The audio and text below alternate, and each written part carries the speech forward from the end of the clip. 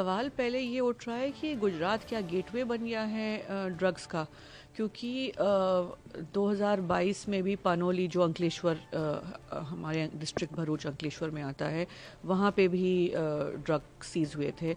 अभी अगस्त में दहेज में वहाँ पे भी 1300 करोड़ के ड्रग्स सीज हुए थे। अब कल आपने जो खबर सुनी, जो बड़ी खबर सुनी है, तो चक्कर क्या है, लोकसभा 2024 के चुनाव के वक्त भी जब इलेक्शन कमीशन की रिपोर्ट आई तो 30% जो ड्रग्स बरामद हुए हैं वो गुजरात से हुए हैं। तो पूछना हम ये चाह रहे हैं कि गुजरात में क्या साठगांठ है कि लगातार ड्रग्स, और ये तो सिर्फ रिपोर्टेड न्यूज़ है। मैं आपसे ये कहना चाह रही हूँ कि ऐसे वारदात रोज़ छोटे छोटे हो रहे हैं, जिसकी वजह से सरकार जो है अब जागरूक होने की कोशिश कर रही है और एंटी ड्रग लॉज कंजम्पशन के लिए भी लाने की कोशिश कर रही है। और जो ये बरामद हो रहे हैं, पर जो ये नशे की बीमारी है, ये पूरे समाज को खोखली करती है, और ये जो लड़ाई है ये पूरे समाज की है। इसमें है अवेयरनेस की जो बात करनी है, रिहैबिलिटेशन की बात करनी है, ये हम सबको करनी है, हम सबकी जिम्मेदारी बनती है, चाहे घर पे माँ बाप हों, स्कूल में शिक्षक हों, और जो समुदाय के नेता हों।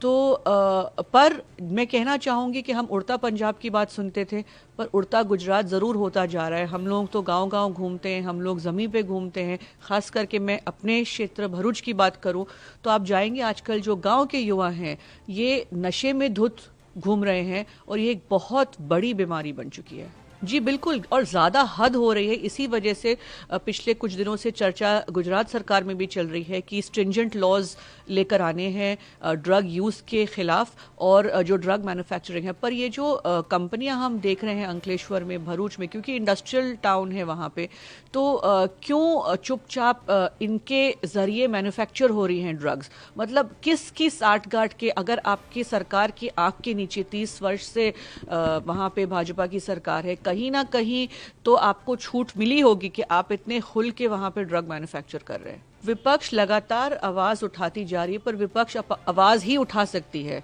विपक्ष और कर क्या सकती है। पर आज ये लड़ाई जो मैं कह रही हूँ, जैसे मैंने कहा कि ये समाज की, पूरे समाज की लड़ाई है। इसमें हमें पॉलिटिक्स के बारे में नहीं बात करना चाहती, मैं पॉलिटिक्स नहीं करना चाहती। मैं ये कहना चाहती हूँ कि हम सबकी जिम्मेदारी है, सरकार की, विपक्ष की, पूरे समाज की, कि हम अपनी युवा पीढ़ी को और उनके भविष्य को बचा सकते हैं। हम सबको साथ मिलकर आना होगा, और हम सबको साथ मिलकर इसका कोई हल निकालना होगा।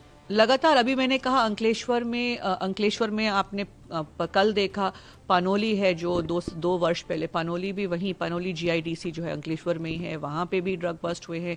दहेज जो है वो भरूच डिस्ट्रिक्ट में ही आता है, वहाँ पे भी ड्रग बस्ट हुए हैं। तो ये लगातार होते आ रही है। तो बड़े बड़े जो सीजर्स हैं उसकी खबर आपको मिलती है, पर ये सुर्खियों में हमेशा रहता है। मैंने अभी थोड़ी देर पहले कहा कि 30% जो नशा ड्रग्स हैं वो लोकसभा चुनाव के वक्त गुजरात से बरामद हुए थे।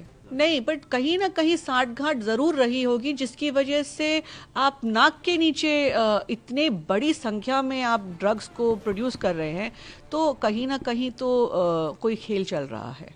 पकड़े गए हैं कुछ आरोपी, पर Y+ सिक्योरिटी दी गई थी। आपकी सरकार है वहाँ पे, आपके नाक के नीचे इतने बड़े नेता को खुलेआम मार दिया गया, तो आप सवाल तो उठाएंगे लॉ एंड ऑर्डर पे। मतलब कार्रवाई करना, उसके बाद ये सब तो बाद की बातें होती हैं, पर अगर एक बड़ा नेता जिसके पास इतनी सिक्योरिटी है वो सेफ नहीं है, और जो लॉरेंस बिश्नोई गैंग की हम बात कर रहे हैं, गुजरात के जेल में बैठ के आप इतना बड़ा ऑपरेशन चला रहे हैं। अभी आपने हाल ही में दिल्ली में देखा कि दिल्ली में भी एक मर्डर केस हुआ था पिछले महीने।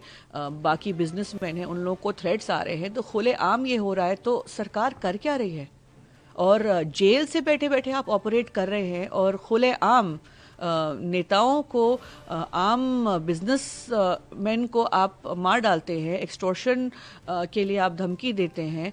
तो आपकी कार्रवाई का फ़ायदा बाद में क्या है? आप इसके तह तक क्यों नहीं जा सकते?